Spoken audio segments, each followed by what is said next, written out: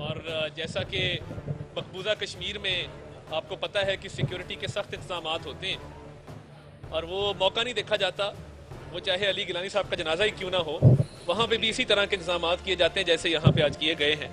और अफसोसनाक है कि आज असम्बली के मुंतखब अरकान को यहाँ पर रोकने की कोशिश की गई और जब पूछा गया कि किस कानून के तहत आप इन अरकान को रोकना चाहते हैं तो कोई जवाब नहीं था।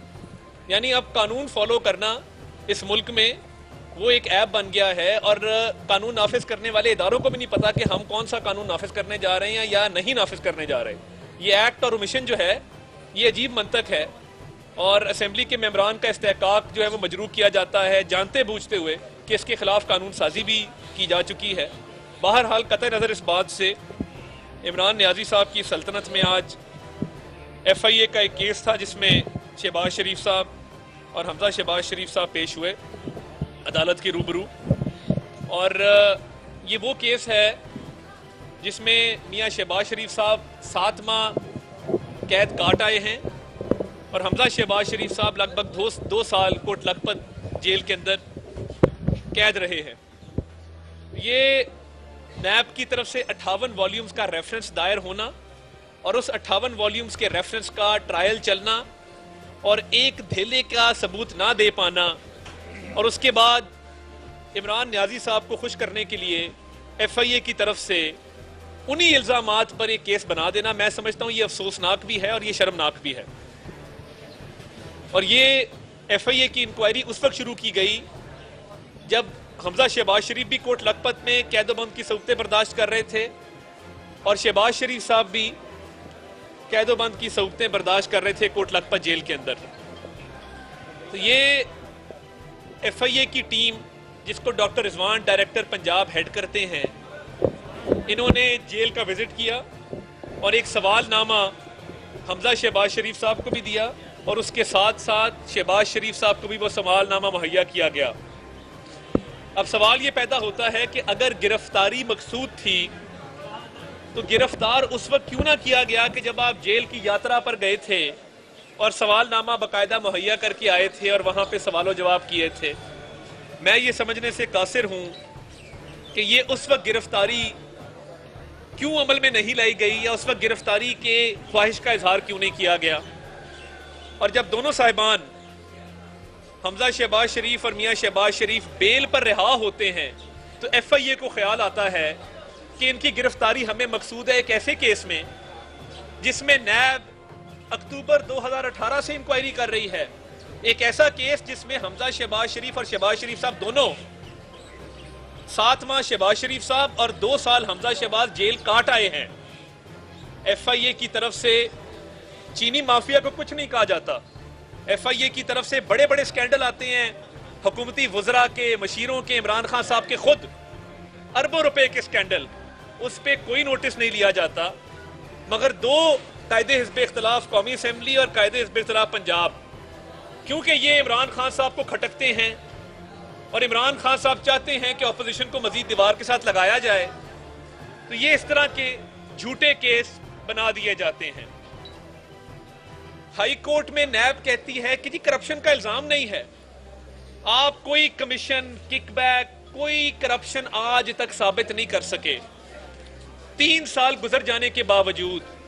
और FIA की हालत यह है कि आज जब जज साहब ने FIA के तफ्तीशी अफसर से यह पूछा कि इस केस में क्या पेशरफ्त हुई है, तो आपको यह सुन के हैरानगी होगी कि तफ्तीशी अफसर ने जो अपनी तफ्तीशी रिपोर्ट आखिरी लिखी है वो 2 जुलाई को लिखी है। इस केस में सिर्फ 2 रिपोर्टें अभी तक लिखी हैं उन्होंने अपनी केस डायरी के अंदर, 31 जून को और 2 जुलाई को। उसके बाद इस तफ्तीश के अंदर किसी किस्म की कोई पेशरफ्त नहीं हुई। इससे ये बात साबित होती है कि इमरान नियाजी साहब सियासी बुनियादों पर वफाकी हुकूमत के निदारों को इस्तेमाल करके अपने सियासी मुखालिफिन के खिलाफ केसेस तो बना देते हैं, मगर जब तफ्तीश की बारी आती है तो बेचारे तफ्तीशी अफसर फंस जाते हैं। ना किसी किस्म का सबूत होता है, ना इनके पास किसी किस्म की कोई एविडेंस होती है। और देखिए, अगर जेल में आप तफ्तीश करने गए हैं डॉक्टर रिजवान साहब डायरेक्टर FIA, उस वक्त आपने गिरफ्तारी की ख्वाहिश का इजहार क्यों नहीं किया? आपको आज गिरफ्तारी करने का ख्याल क्यों आया?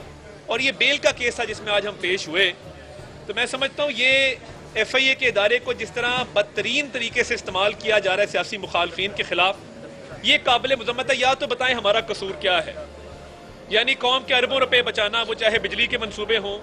हम 3 मेट्रो बनाते हैं 100 अरब में और कौम की खिदमत करते हैं। आपकी एक मेट्रो पेशावर की 126 अरब में बनती है, उसमें FIA को सांप सूंघा हुआ है। FIA उसमें केस में पेशरफ करने को तैयार नहीं है। आए मैं सबूत देता हूं आपको कि एशियन डेवलपमेंट बैंक की रिपोर्ट चीख चीख के इमरान नियाजी की हुकूमत के बारे में क्या कह रही है, कितनी करप्शन हुई है, कितनी बेजाब्तियां हुई हैं और अवामी पैसे का किस तरह माले गनीमत की तरह आपने उसको बहा है और उसका ज़िया इस तरीके से किया है कि जिस तरह ये आपकी ज़ाती मलकियत हो। तो इन केसेस में पहले रोज से कुछ नहीं था, और अगर होता तो शहजाद अकबर साहब गायब ना होते पिछले 2-2.5 महीनों से। मेरा तो ख्याल है शहजाद अकबर का तलाशी गुमशुदा का हमें इश्तहार देना चाहिए, क्योंकि वो शख्स है जिसने इमरान नियाजी के कहने पर ये केसेस बनाए। और करप्शन तो दूर की बात है, आप इख्तियारात का नाजायज इस्तेमाल भी साबित नहीं कर सके हैं। और ये केस इतना पैथेटिक केस है कि पिछले 2 माह से आपने कोई कार्रवाई नहीं की और ना इसमें आपको कोई सबूत मिला है। और अदालत में आज FIA को सुख्ती का सामना करना पड़ा, शर्मिंदगी का सामना करना पड़ा। इनकी जगह मैं होता तो मैं तो केस फाइल क्लोज करके कहता जी मेरे से ये काम नहीं होता, मुझे ऊपर से प्रेशर है। तो ये इमरान नियाजी साहब, आपके ये ओछे हथकंडे अब नहीं चलेंगे। आपने हर हरबा इस्तेमाल करके देख लिया है, कुछ नहीं निकला। और आपका अपना दामन साफ नहीं है। 400 कनाल के महल में रहने वाले जिनकी अहलिया कहती हैं कि इनका कोट फटा होता है अंदर से और इनका गुजारा नहीं होता, किचन का खर्चा नहीं चलता, तो आप 400 कनाल का महल मेंटेन कैसे करते हैं? कौन खर्चा उसका उठाता है? मुझे समझ आ गई कौन उठाता है। आज अल्लाह ताला के फजल से लाहौर हाई कोर्ट में वॉल्टन एयरपोर्ट की जो जमीन औने पौने नीलाम कर रहे थे और इमरान नियाजी 400 अरब की वो जमीन अपने दोस्तों को हदिया करने जा रहे थे, उस पे स्टे ऑर्डर ग्रांट हो गया। और ये मैं पिछली प्रेस कॉन्फ्रेंस में इस पे बात की कि ये वॉल्टन एयरपोर्ट 1940 में जंग अजीम दोम के दौरान इस्तेमाल करने के लिए मकामी रिहायशियों से लिया गया था और 1960 में हुकूमत पाकिस्तान ने कुछ को एक्वायर किया और कुछ लीज पे लिया। आप मकामी रिहायशियों से लीज पर ली हुई जमीन को आगे अपने दोस्तों को 99 साल की लीज पे दे देते हैं। ये 400 अरब की जमीन है और ये पंजाब की जमीन है, ये पाकिस्तान की अवाम की जमीन है। हम इमरान नियाजी साहब आपको ये डाका नहीं डालने देंगे। आपने आटे पे डाका डाला, आज आटा महंगा है। चीनी पे डाका डाला, आज चीनी महंगी है। कोई गिरफ्तारी नहीं हुई। रिंग रोड रावलपिंडी का 23 अरब रुपए का स्कैंडल है। किधर है सरवर गुलाम सरवर चौधरी साहब? गुलाम सरवर खान साहब मुझे नजर नहीं आए कहीं पे। किधर है जुल्फी बुखारी जिसको आपने निकाला था काबीना से? मुझे कहीं नजर नहीं आए। और इसके अलावा जो आपके स्कैंडल्स हैं, आप शुरू हो जाएं। नदीम बाबर कहां पे है? बिजली के अरबों रुपए का गबन करके भाग गया। आमिर कियानी ने दवाइयों में अरबों रुपए का गबन किया। तो ये सारे वो केस हैं जिसमें गिरफ्तारियां नहीं हुई मगर बनती थी। हमने तो अल्लाह के फजल से कौम के अरबों रुपए बचाए हैं।